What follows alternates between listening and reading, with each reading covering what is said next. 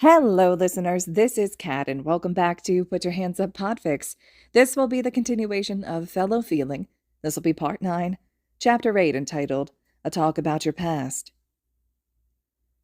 That night, Shouta returns to his apartment and cries until his eyes go red. He hadn't cried in a long time, not since one of his students had died in an accident years ago, and he'd been asked to speak at her funeral. But the instant the bedroom door closes behind him, he breaks.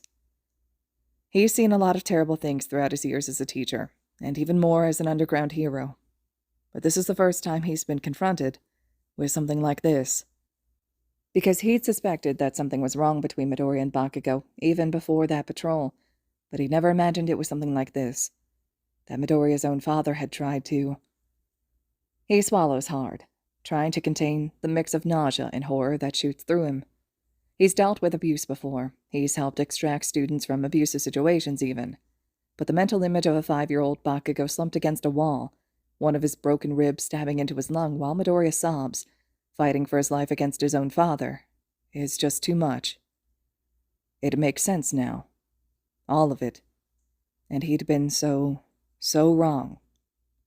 The dynamic that exists between his students isn't as simple as hatred or fear. It's a complex and winding web built upon horrific trauma. Threads of anger and aggression, fear and protectiveness, affection and jealousy, winding together so tightly that they can no longer be untangled. They hadn't gotten the help they needed when they were children, and it's led to this. Led to Bakugo not even knowing how he feels, uncertain if his feelings land closer to guilt or fury or protectiveness. Led to Midoriya flinching away from every loud noise, from every voice that sounds even remotely similar to his father's. From Bakugo himself. Neither of them have dealt with this in a healthy way.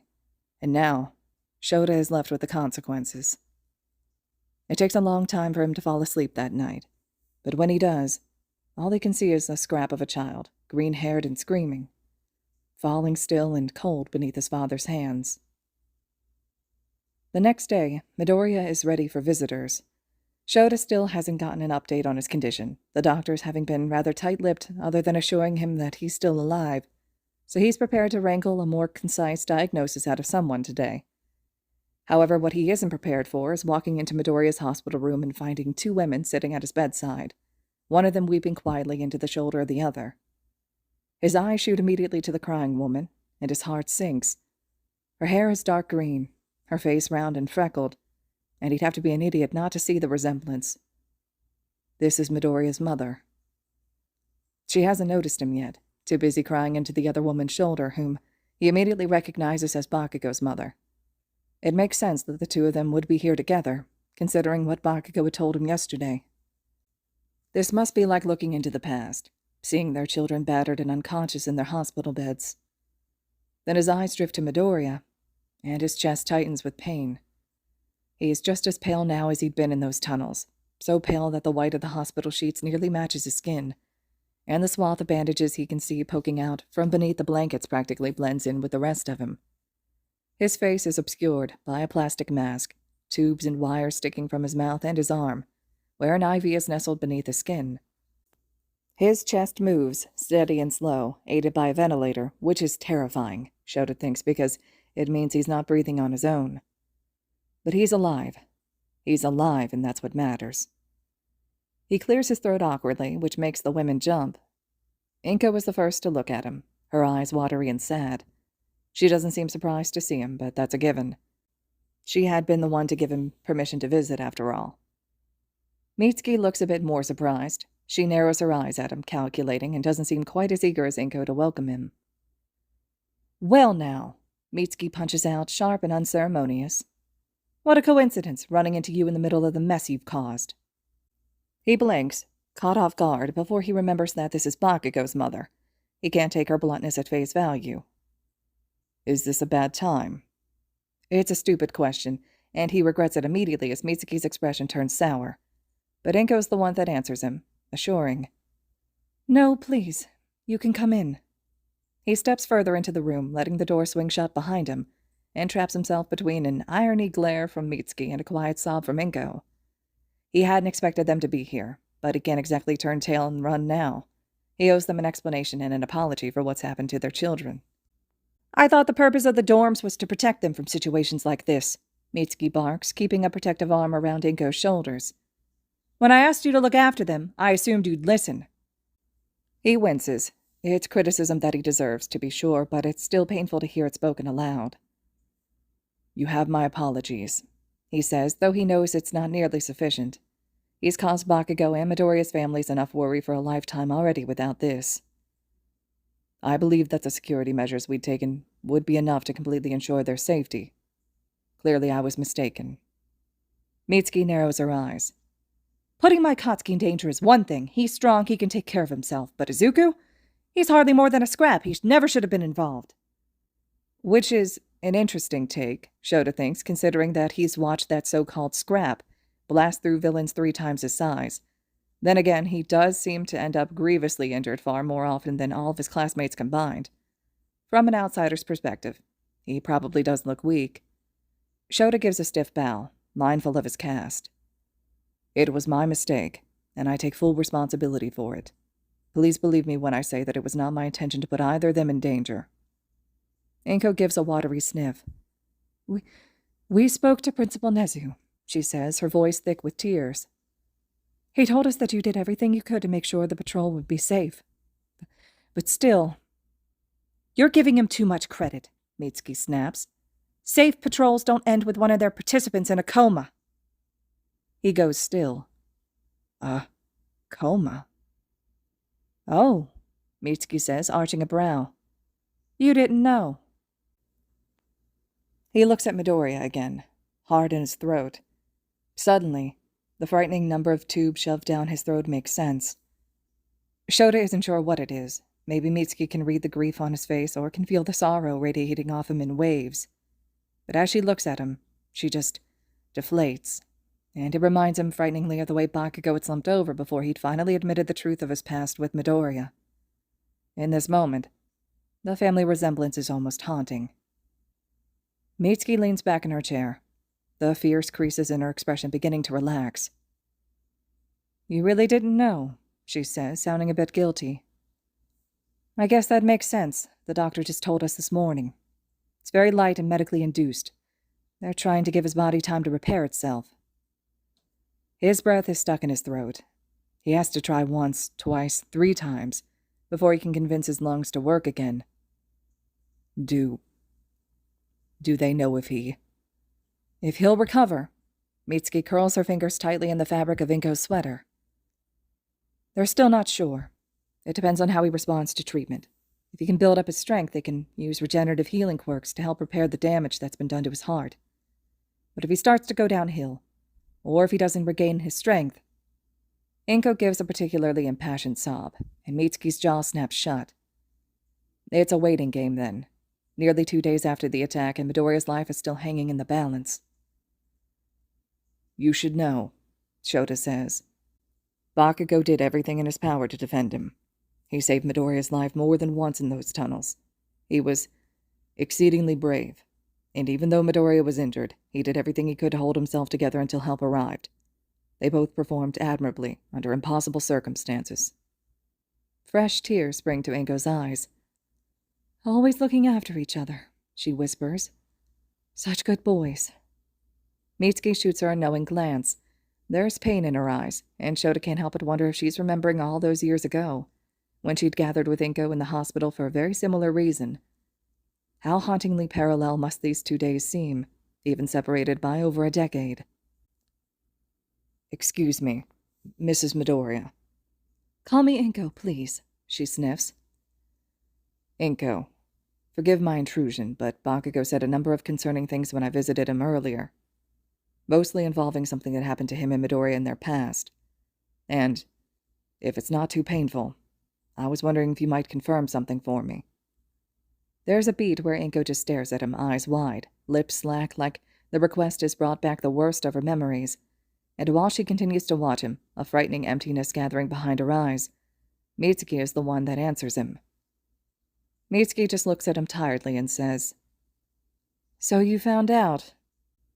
The room suddenly feels very still, and really, Shouta isn't sure what he's doing bringing this up to his students' grieving mothers right now. He must be some kind of idiot. But a part of him is still hoping that maybe, just maybe, Bakugo's memory of the situation is inaccurate, even in the slightest way. That it hadn't been as brutal as he described it, and that Inko and Mitsuki will tell him that things hadn't been as serious as they'd seemed to a 5-year-old Bakugo. But deep down, he already knows that that's not the case.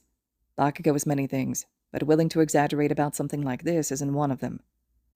Mitsuki gives a deep sigh, squeezing Inko's arm as she stares blankly into nothing, and it's all the confirmation he needs. "Are you here to persecute us, then?" Mitsuki asks. "Because I've got to tell you, now isn't a great time." "I'm sorry. Persecute you for what?" She looks at him like he's insane. "For letting it get so bad. For leaving them alone in the house. For not knowing. Take your pick." Inko takes a hitching breath, protesting. "He'd be right to blame me. I knew Hisashi was violent. I never should have let Izuku stay around him. It was my fault. I should have left him." So far, that's two people that want to take the blame for the situation, Shouta realizes. Bakugo for not being strong enough to protect Midoriya, and Inko for not leaving her husband. And if Midoriya was awake, he's sure that he'd try to take the blame as well, for allowing Bakugo to take the blows that were meant for him. It's a dangerous pattern. Where's the blame for Hisashi himself? Mitsuki gives her arm another squeeze, this time disapproving instead of comforting. Hey, none of that. It's easy to talk about what you should have done. Everything seems so obvious in hindsight, but you loved Hisashi, and he had you and Izuku under his thumb. You can't blame yourself. "I knew," is the teary response. "I knew he was capable of hurting him. He'd done it before." "You were being manipulated. Inko, he was a scumbag. He knew exactly what to say to stop you from leaving." But Inko just shakes her head. "Katsuki had to protect him. A 5-year-old child had to do what I couldn't. And now here we are again, in the exact same situation, and I couldn't do anything." The final word is accompanied by a painful sob, one that makes Shouta feel like the ground has dropped out from under him, and he's in the middle of a long, long fall. He wishes he could say something, anything at all, to ease the weight that now sits atop their shoulders. Or no, the weight that has sat upon them for a decade, since Midoriya's father stepped over the threshold of their apartment that night. But he can't. He can't say anything because there's no way to undo what's been done. "Yeah, well, how do you think I feel?" is Mitsuki's gruff response. "If it's your fault, then it's mine too. It's not like I didn't notice both of you walking around with bruises all over you, and I also made the choice to leave Katsuki and Izuku alone in that apartment. We both should have been better." Inko looks at her, her expression broken, like she's been trapped for so long beneath this weight that she can't even fathom the idea of pulling herself out from under it. Her son is lying comatose in the bed in front of her, a mirror image of that awful night all those years ago, and she trembles in a way that is miserably familiar to Shouta, who has seen that exact same tremor in Midoriya's hands whenever he looks at him too sharply.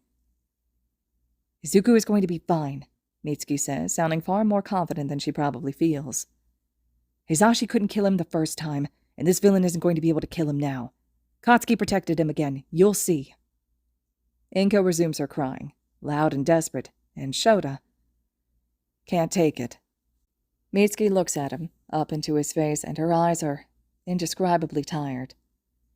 "You can't be too hard on her," she says, like it's something she said 1,000 times before, never with good results. "Katsuki and Izuku, there." She can't seem to find the right words, but she doesn't need to. Shouta has seen it firsthand, the way they are. He bows again respectfully. "I'll leave you now," he says, and is met with a relieved sigh. "I just wanted to make sure he was... I wanted to check on him." Mitsuki smiles, but it doesn't reach her eyes. "I think that would be for the best. I hope you'll forgive my initial harshness. I assumed you were being reckless with their lives, but you care for them. I should have known." It doesn't make him feel much better. He leaves the room, and he doesn't look back. Late that night, when Shouta is finally ready to leave the hospital, he passes by Midoriya's room one more time. Inko and Mitsuki have gone, leaving a vase of flowers and a little stuffed rabbit on the bedside table as offerings. The room is dark, illuminated only by the machines that chime out Midoriya's vitals. And though Midoriya himself hasn't moved, lying still beneath the wires and tubes that ensnare his body, one of the chairs has moved, pulled right up to the side of his bed. A dark figure sits in that chair, one hand slipped through the railing on the side of the bed, fingers brushing up and down the back of Midoriya's slack hand. And though it's too dark to tell for sure, Shouta could swear that he sees the distinct silhouette of Bakugo's spiked hair. He doesn't interrupt them. It's none of his business. 4 days later, Shouta returns to UA. Bakugo is staying in the hospital one more day to recover from his final healing session, and Midoriya is, predictably, still sleeping. Meanwhile, Shota's injuries have been completely healed after a trip to Shuzenji, which frees him up to return to teaching. He's not particularly looking forward to it, seeing as Class 1A has gone absolutely rabid in search of news about Midoriya and Bakugo, but he can't put it off forever. He already owes Hisashi a month's worth of dinners in exchange for taking over his class for this long. As predicted, his classroom is a madhouse when he returns. Aizawa-sensei, you're back! Do you have news about Midoriya and Bakugo, Kero? Finally, you've returned. The class has fallen into disarray in your absence. You wouldn't believe the absolute disrespect. Aizawa-sensei, will you tell us when Midoriya and Bakugo are coming back? Will it be soon? What exactly happened to them? We heard about the patrol and the villain attack was on the news, but no one's been able to tell us what happened. They're okay, right? It's not like them to not answer our texts. Shouta has an instant headache. Everyone back in your seats, now, he barks.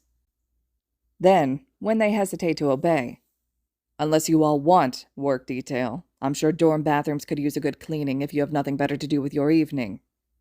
They get back in their seats. And while Shouta isn't such a monster that he won't tell them anything about their classmates, Midoriya and Bakugo have become two opposing focal points for the class, a polarized duo whose attitudes impact all of their peers. If he doesn't tell them something, they'll be bouncing off the walls by lunchtime. Midoriya and Bakugo are still in the hospital, he tells them flatly, which earns him a flurry of concerned murmurs. Bakugo will be back in class tomorrow, so if you want to know more, you should ask him yourself. The murmurs increase in volume, his students exchanging excited whispers at the prospect of one of their friends returning, but it's not enough information for them clearly because the next thing he knows, Uraraka is raising an anxious hand and asking, "What about Deku?" He tries not to let it show on his face, the pain the question causes him.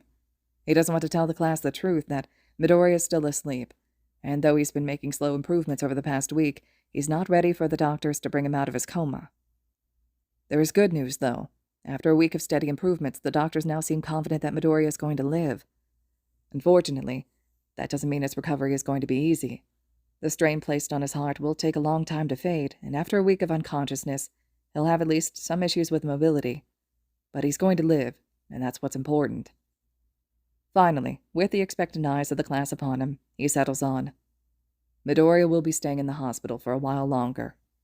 And no matter how much they pester him, he refuses to say more.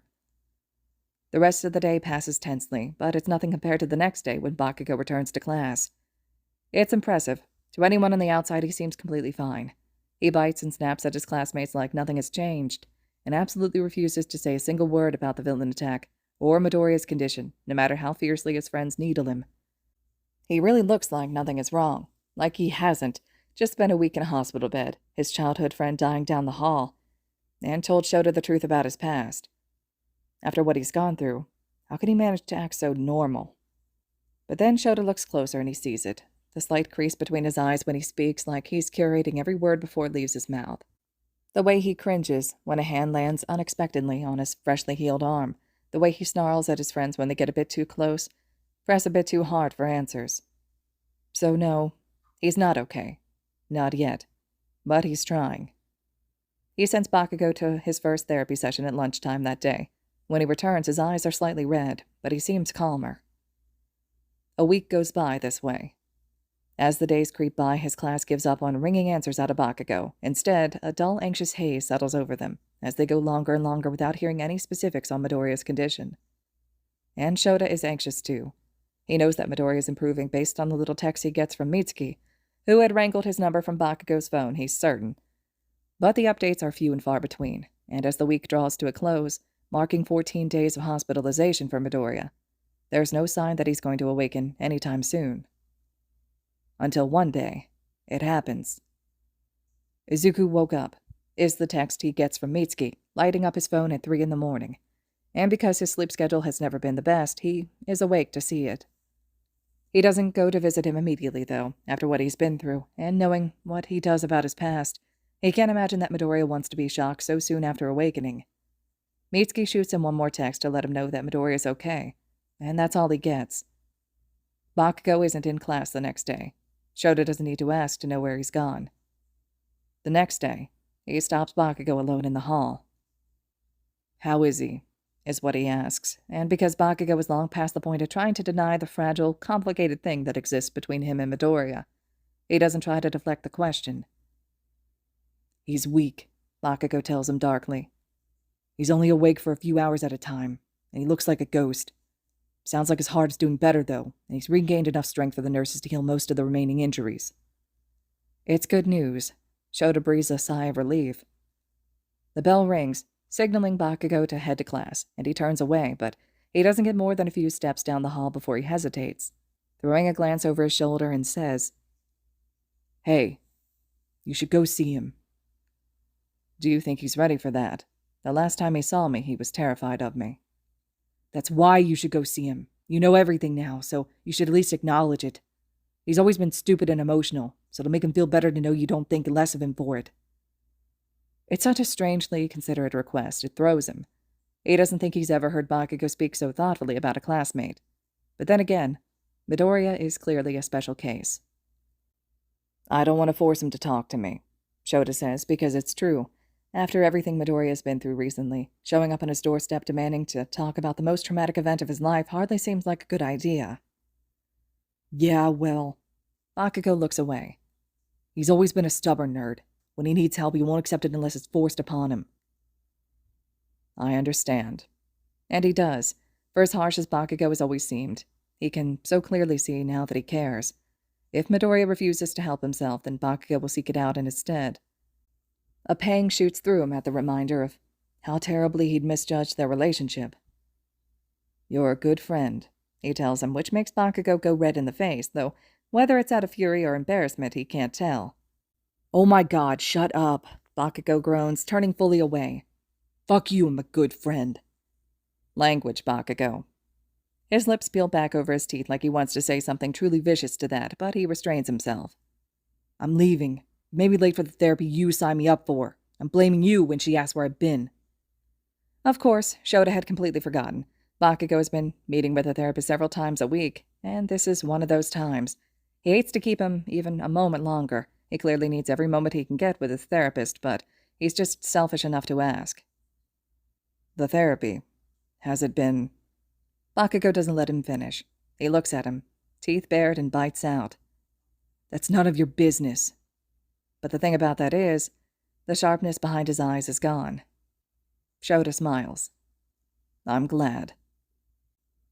So he goes home and thinks about it, and a day later after Inko calls and tells him that they're planning to release Midoriya from the hospital soon, he decides that it's time. He goes to see Midoriya. All right, listeners, this concludes the first half to Chapter 8 of Fellow Feeling. The second half to Chapter 8 will be up next, which will include the conversation between Izuku and Aizawa. I hope you all are still enjoying this fic. Let me know your thoughts and reactions so far, and as always, thank you so much for listening.